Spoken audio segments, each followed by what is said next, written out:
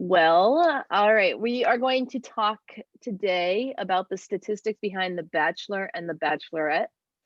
Um, just to kind of give an overview of who I am and like where this all kind of comes from is I went to Rice and Texas Christian University for my undergrad and master's. My current job is I'm a manager of software implementation consulting, but I'm also the community manager for Clutch Sports Data. In regards to research, I actually have done research while I was doing my master's in the value of celebrity voiceovers and commercials, as well as risks associated with opinion-based journalism. So on top of the film degree, I have kind of done a little bit of research within kind of some of the entertainment kind of aspects of different levels of marketing. And so I just wanted to throw that in there as well. And then my favorite reality TV shows are The Bachelor and Bachelorette, The Challenge, American Ninja Warrior, and The Great British Bake Off, because obviously you have to have a wide range of reality TV interests in order to become someone who wants to do research within The Bachelor and the Bachelorette. So just kind of give you an overview of what we are going to discuss. We're going to start with just kind of an overview of the show. So for those people who haven't really watched recently or don't really know how it works, I'm going to kind of give you that. But then I'm going to go into like more the contestant trends that have to do with their careers, their locations, and their ages, because this is all kind of widely available information that you can find on either fandom websites or the Wikipedia. That's pretty much where I started for right now. And then I'm going to talk a little bit about who I predict is Matt James will choose based off of this data. And then also what that winner can expect and kind of like what is the success ratios surrounding the Bachelor and the Bachelorette. And then I'll kind of just throw out some other additional research later. So just to kind of give you an idea, The Bachelor started in 2000, March 25th, 2002. It's always been hosted by Chris Harrison. He's a Dallas native, you guys, just throwing that out there too. The Bachelor or the Bachelorette basically dates 25 to 30 women. It changed to 30 women around season 14 in hopes of finding true love. He or she eliminates contestants every week by giving them roses while they normally travel the world, ultimately hoping to end in a proposal. Ironically, the first season of The Bachelor, which was the shortest season, it was 6 weeks, did not end in a proposal, and the runner-up was the first one to become the first Bachelorette. So one of the interesting things I found when like kind of looking at the history of The Bachelor and Bachelorette is The Bachelor actually started out with contestants that were like successful in other areas, with only a few of them actually being the runner-up from The Bachelorette, where The Bachelorette has exclusively drawn from former contestants of The Bachelor. So no one that's just a random successful female has ever been chosen to be the Bachelorette, where multiple successful males have been chosen just to be the Bachelor. And this is important because Matt James is actually not from the Bachelor franchise directly, and he's our next Bachelor starting tomorrow. So all right, so let's get into kind of like the stat side of Bachelor world, because that's what we are looking at here, and that's what we're interested in. Is there are contestants that always want to, like, when you introduce a contestant on the first night, you're introduced to them by their name, their age, and their job. And so that's what we're seeing right here, is that what we're looking at in the screen, these are actually the most commonly found professions of any of the contestants, and the majority of them have actually come from a sales background, with attorney actually being interestingly well represented in both The Bachelor and The Bachelorette. As you can see, there are more female contestants that are teachers for The Bachelor, whereas there are also more models for The Bachelor, whereas for females there are more of those professional athletes. There are some sales, and then there's some entrepreneurs and kind of those kinds of people. But for the most part, there is pretty much a heavy emphasis on sales and like the sales reps. I did narrow it down from like pharmaceutical sales reps and different kinds of sales reps just to sales, just for the sake of figuring out kind of some of these trends. And that's kind of what we're seeing here. Real estate professional, which we see as the third one, is actually what Matt James is. So he does kind of fall into a candidate who could have potentially been a contestant. He was technically supposed to be, but at the same time, we're just kind of looking at the contestant career. So then let's talk about like the winners. So the people who have actually won the Bachelorette, because it is a contest, right? Like we'll get into some of the success statistics later on. The people that have actually won the Bachelor or the Bachelorette, there are trends associated with what their careers are. So model, teacher, and nurse evenly make up about 20% of who has been chosen by the Bachelor to as a winning as the winning profession. Bachelorettes strongly favor professional athletes. Otherwise, they're kind of looking into the sales. With a lot of these other kind of side things that we see here, they're all ones because there have been 40 seasons of The Bachelor and The Bachelorette. And so what we're seeing here is, for the most part, it's kind of one-offs, but at the same time, you can still somewhat see some sort of trends that are happening here as well when it comes to what their professions are. Interestingly enough, the most recent Bachelorette that we were talking about is Claire Crawley, or one of the most recent Bachelorettes. There were technically 2 last season. She did choose a professional athlete. So this does actually show some sort of merit recently. If we were to just look at kind of what we're seeing in the Bachelorette side, because she did choose one of the most popular ones, and professional athletes, because there have been 17 Bachelorettes, they make up 35%. So that's pretty significant. If we were looking at the Bachelorette as kind of our case study right now, we would probably suggest that she might be most interested in a professional athlete. One thing I had to call out here is this is all based off that tagline, like I said, that they say when they introduce themselves. So Dale, who Claire did choose, he's technically a model now, but he put his tagline as former professional football player. So just kind of keeping that in mind. A lot of people actually transition between one role into another one. I think that anyone that follows people from The Bachelor know that a lot of people are just influencers now. And so it does change after they go on the show, but I'm just going off of what's on there right now. Oh, fun fact, amateur sex coach did go home on the first night of the Bachelorette. He did not make it to the fantasy suites. That was the one that I was kind of interested in. So let's ask a question. So based on career alone, who would fall under the umbrella of who Matt James should choose if he wants to have a successful marriage? Guys, that's Matt James right there. Just gonna call that out there. So Sean Lowe is the only Bachelor who has proposed to and married his winner, and they are still together. That woman was a graphic designer. So if we were just to go off of the success of the one Bachelor of the multiple years of the Bachelor, 25 seasons of the Bachelor, one has succeeded, and that was a graphic designer. In Matt's season, Rachel here is a graphic designer. And so she kind of falls under that umbrella now as a potential candidate for Matt James's heart.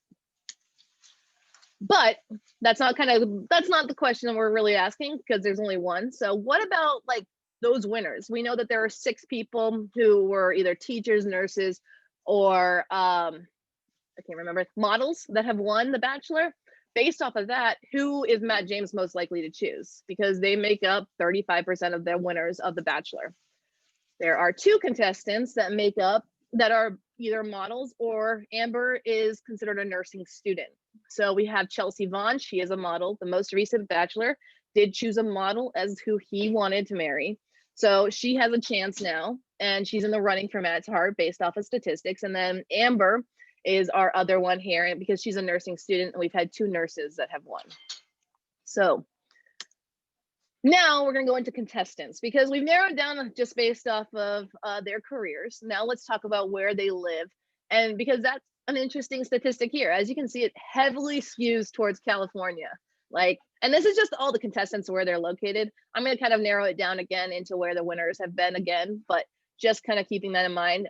They have had some international contestants. They've had people from Canada, Brazil, England, Italy, a lot from Canada. But basically, they have the gambit here of locations that are represented in both Bachelor and Bachelorette franchises. Initially, The Bachelor did try really heavily to have different international locations. There was a Bachelor in Paris, there was a Bachelor in London, and then there was a Bachelor in Italy, like in the first 10 years. And so they tried to do that stuff, and they even brought contestants from those locations. But they pretty much have switched back to everything starting in America at the Bachelor Mansion and going out there for all the trips. So I think it was easier on the budget, probably. So this is the location of all the winners of both Bachelor and Bachelorette. Every winner has come from North America. So even though we like just talked about, accents apparently don't do it for people in the Bachelor world, because most of the people that have been selected actually live here in the United States, with the majority being in California or Florida, like we talked about. Zach, California has 7 represented, and that makes up about 20%, and Florida has about 14%. So apart from one that's in Canada, who also represented. Now let's go back and kind of just narrow that scope down to just the Bachelor, because that's what we're talking about right now. Tomorrow's season is the Bachelor. And of the 7 winners in California that we saw of the both franchises, Bachelor and Bachelorette, 4 of them have actually been for the Bachelor. And that makes 22% basically of the winners of the Bachelor being from California, which is pretty significant when you think about the number of seasons that have happened. And so just using that, now that we've narrowed down to know that California is most likely the location that the Bachelor chooses his next partner to be from, where should Matt James now choose based on location alone? So if we go down into this, what we have here is California is the location that the majority of the winners have come from. And this season, we actually have 5 females that are coming from the California area in either LA, San Diego, or San Francisco predominantly. So Amber, once again, shows herself. So she's got 2 now on the board. We've got Marilyn Sienna is our next one. And then Sarah Trott is up there at the top. Serena Chu is in the top right corner. And then Victoria Larson on the bottom right. So all of those girls identify as they're from California. I mean, we don't really know if that's really where they're from, but that's what they put in their profiles. So that's the data we have to use in order to determine where the winner is, where she's from. So now we've kind of narrowed down. We've got our age candidate. I mean, we got our career candidates. We've got our location candidates. And now let's think about our contestants that are different ages. So age is pretty significant when it comes to the Bachelor and the Bachelorette. Recently, they've actually been putting a pretty heavy emphasis on age. Claire Crawley was the oldest Bachelorette. She was 39. And they got a lot of slack actually for the fact that most of the candidates that they had, or contestants, were all kind of young for a 39-year-old. And once again, that's kind of subjective, right? Because you can love whoever you want to love. And if people who are in their 40s or whatever don't apply, like, you can't just assume that that's going to work. Now, just to keep in mind, Bachelorettes, from a Huffington Post article from 2016, Bachelorettes normally choose a guy who's 1 year older than them, where Bachelors usually choose a woman who's 5 years younger than them. But of the contestants, we usually see the majority of people from that 25 to 28 range, because that makes up almost half the contestants that are on this. So personally, I've aged out of it, but maybe some of you guys can still throw your hat in the ring or whatever for it. And that's kind of what we're seeing here. So now we kind of want to look at this of the winners now. The majority of winners were actually 29.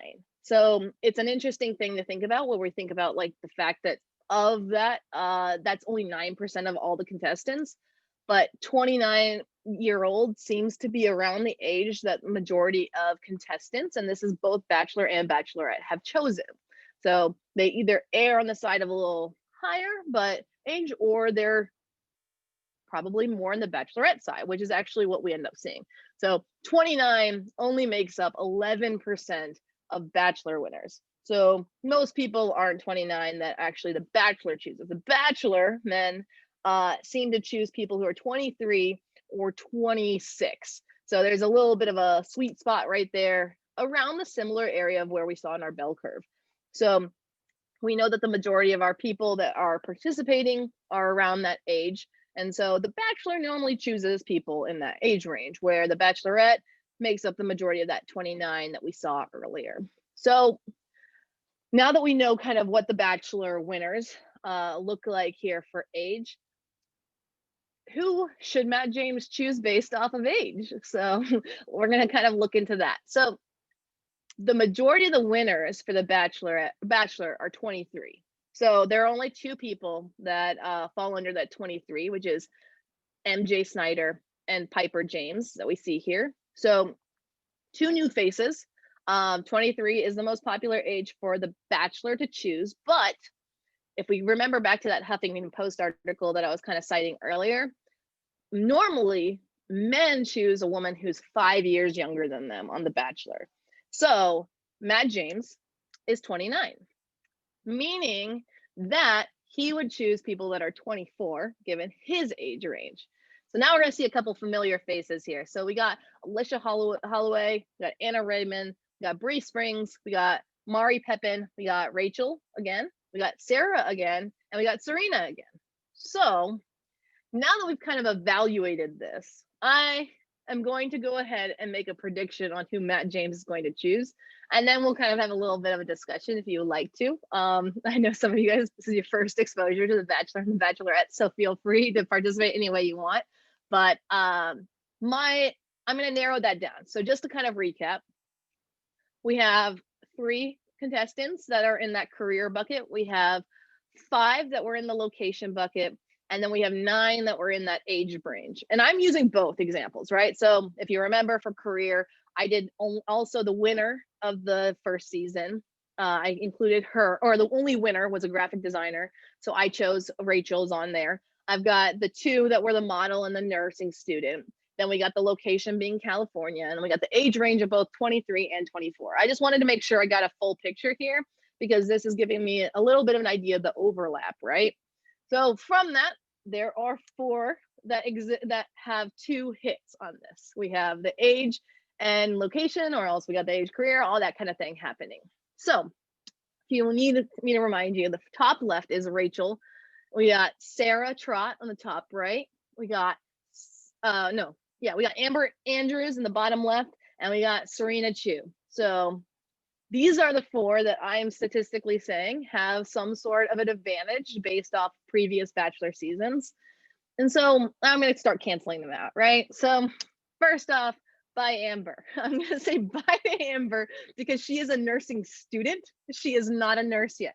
And technically, students have actually never succeeded that well because she hasn't finished her degree yet. Like it could be something to do with that, but at the same time, if she was a nurse, I'd keep her in there, but because she's still a student, we are crossing her off. Next, we are crossing off Rachel because Rachel was only added based off the most successful Bachelor. Her statistical advantage is 1, which is equivalent to everybody else, right? It doesn't necessarily mean that she has an advantage from that. It just means that, like, if Matt were to choose her, that would be 100% success rate with graphic designers, which would be insane, right? Next, what we have here is I'm crossing off our good friend Sarah because I had to narrow down these 2 because technically they were both from California and they were both 24. And so I crossed off Sarah because Sarah is a broadcast journalist. Serena is a flight attendant. And in season 20, Ben Higgins actually chose a flight attendant to win the entire thing. So a flight attendant has a success rate that is far significant than a broadcast journalist, which has gotten to like week 6 or something along those lines. So a flight attendant is a higher advantage in this Bachelor world. And I mean, you think about it, they're going to be traveling all over the world. So I want to know if Serena Chu will accept this rose because I believe, based off of previous Bachelor and Bachelorette statistics, that Serena Chu is most likely to meet the majority of the criteria that other men that have been the Bachelor before have chosen. Now, I'm going to throw out 3 other things real quick before we have this discussion because we assume she's going to accept the rose. One thing that's really big about this is she's part Asian, and Asian has never gotten this far. So I am making a huge prediction here that statistic alone would probably hurt her. But if Serena, what does she expect? So the Bachelor is actually less likely to propose than the person that gets chosen. I mean, the person that wins the Bachelor. The Bachelor actually gets to choose to propose, where the Bachelorette has to get proposed to. Very antiquated logic here because why can't a female propose, right? Anywho, basically what Serena is looking at here is she actually only has a 62% chance of getting engaged. And this is significant because the Bachelorette, if you're in that, only one has chosen not to propose on the Bachelorette. And it's just where they decided to start dating afterwards. And then they actually broke up a few weeks later because the Bachelorette kind of said, don't propose yet. Let's talk about it a little bit. And then it ended up not happening. But as a contestant on The Bachelor, there is really no obligation to get engaged at the end of this whole thing. And remember, that first Bachelor chose not to propose. He chose not to propose. He set the standard and they didn't propose. So then we go on to the whole idea of what's the likelihood that they'll stay together. The Bachelor has had one couple that is still together to this day. The Bachelorette has 7. 3 of them aren't married yet, and I'll go into the whole marriage kind of statistic yet because they're still together. But basically, there's a 4% chance of this being a long-lasting relationship, and people are still signing up to join this thing, right? Like Tinder has better odds. The Bachelorette has a 41% chance of success. So basically, the Bachelorette has a little bit better chance of the girl finding someone they want to marry.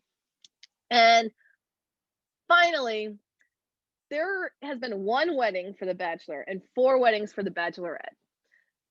Most recently, there are 2 in the most recent season. So that is included in that whole still together conversation. If you follow Dumois on Instagram, there's a chance that one of those is already broken, but we'll talk about that stuff later if you need to. The other one is that JoJo and Jordan, they're a couple that a couple years ago, Jordan Rogers is married, is Aaron Rodgers is a brother. They're estranged, their family, it's all so much chaos, but they're still together. They have a TV show that they remodel houses. So they're still doing fine. They just had to have their wedding be postponed due to COVID. So basically, the one Bachelor is really the only actual success story from the Bachelor franchise that has been going on for 18 years and has had 40 different seasons of either Bachelor or Bachelorette.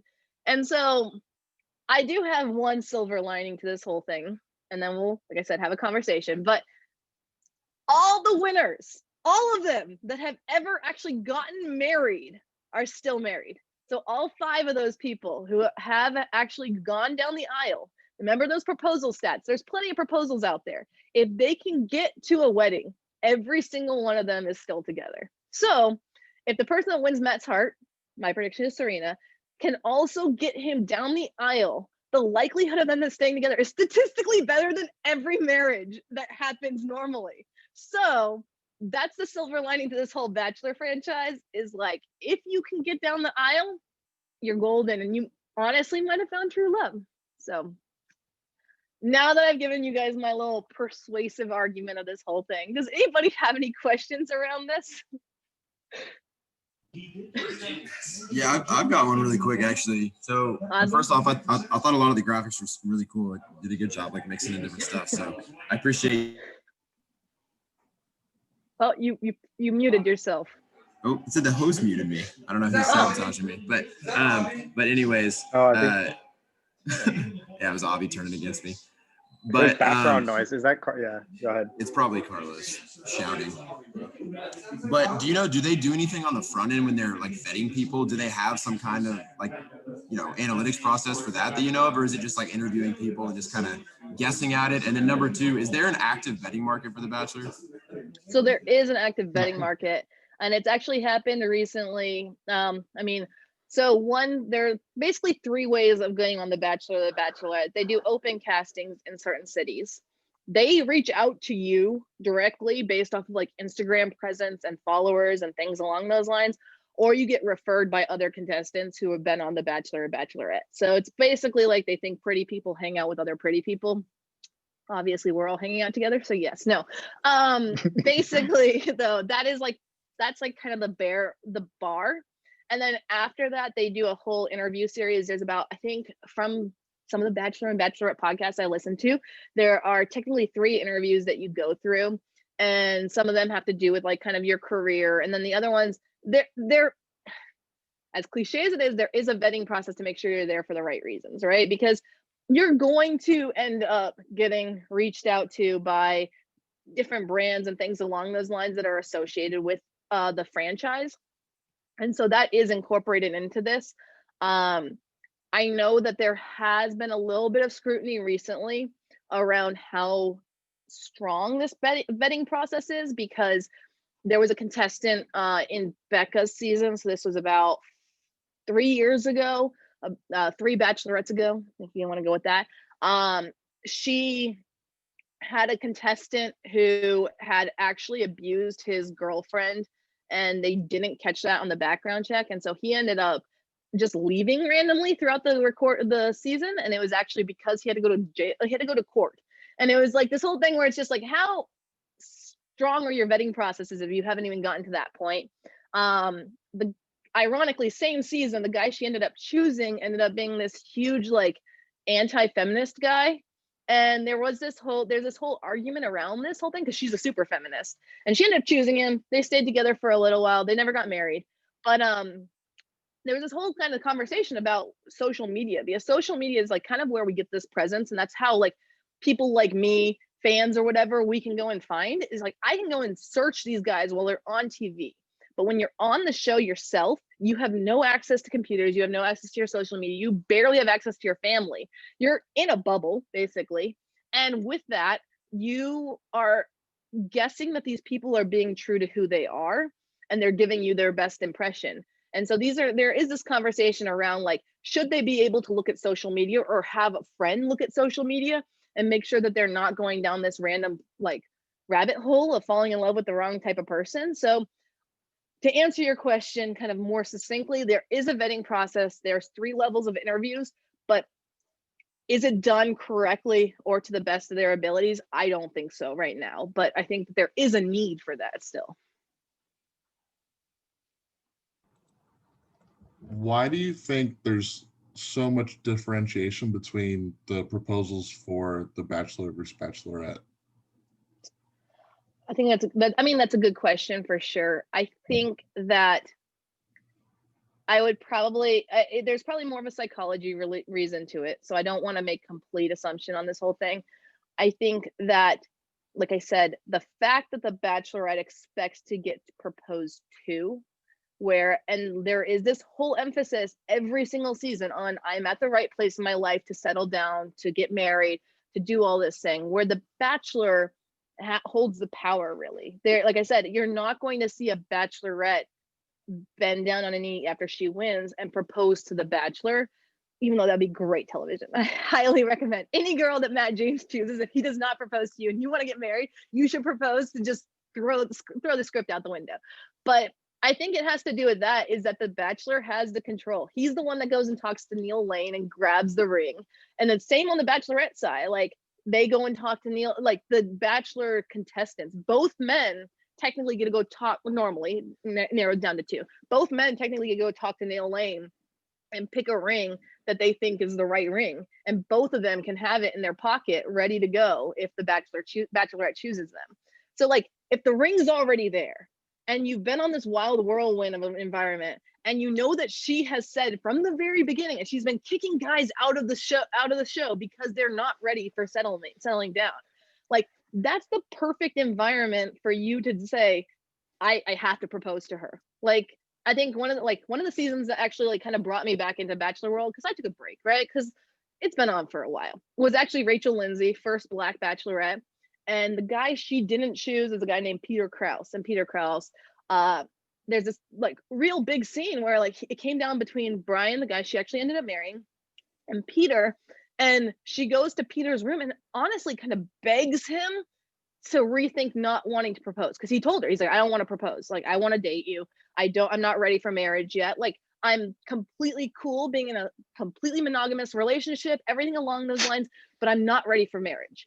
And she lost her fake eyelashes on the ground. She's bawling and all this stuff. And she goes on to now, like, I really respect her. She dated a Rice basketball player, but she went on to then say, oh no, I was going to choose Brian the entire time. And you're watching this going like, no, the other guy, you liked him too. You wanted him to be ready for that step and that commitment. And that's something that you really did go into this expecting, where I think because the guy doesn't have to do it, he's not going to always propose. Men have commitment issues, Zach. It's a thing.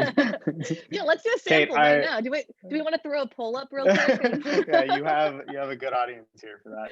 Kait, love the show, love the presentation, very insightful. I think this is going to make this season even more exciting to watch. You hinted at it twice. It's Yes. the issue of race as well, and I want to bring it up. And I have a Yes. pretty targeted question here. Out of the hundreds and hundreds of people that have been on the show, has there been one Indian male on the show? Yes, there has been an Indian male. He was sent home the first interesting. night. He was completely wasted during the cocktail party, and you were just like, Yeah, that sounds guy. about right. Wait, was it And, Avi? Right. It was not Avi. It was not Avi. That this is not Married at First Sight, from my understanding. That's the market that's interested in Avi. Yeah. No, there was an Indian guy. I think his name is Arman, and he had a decent job. I can't remember exactly. It was only like 2 seasons ago or so. Like I think he was on Hannah Brown's season, and he went home the first night. There has been a contestant on Ari's season Colton's season. There was a female Indian who I she was in remember. the top, like, I remember 6. her. Yeah, she was like in the top 6. I do remember her. So, I do remember her. recently they have tried to do it. So one of the reasons why I didn't do too much research into the diversity demographics, because I just don't have access to that data. Like I want to know what people honestly like how who they represent, right? It's like Kamala Harris. She says that she's Black more than she says she's Indian, even though it's technically genetically 50-50, right? Like the whole idea is it's like how do they recognize themselves? Yeah, portray themselves. And so, I mean, Matt's technically half white. So it's one of those things where at the end of the day, I think that diversity is one of the biggest issues. And it's one of the areas actually that kind of leads me to my next slide here is future research. I think diversity in The Bachelor, there's a reason why it's under such a microscope when it comes to this stuff. Like Rachel, it took 15 years for them to have a Black bachelor or bachelorette. And it was Rachel, and the only reason why she kind of got it was because she went far. Like they didn't until her season, a Black bachelorette contestant, so her contestants being male, got to the final 3. It was the first time that had ever happened. And like they kind of got lucky recently because Tayshia ended up taking over after Claire, so that increased the amount of screen time for like Black people. But like even she sent home like her Asian contestant that everyone loved, who was like a doctor, super impressive dude, really quickly. And it's like that's one of those areas that I think that like if you could really talk to the participants, and I'm sure they'll all talk because that's kind of one of the things that they get from this.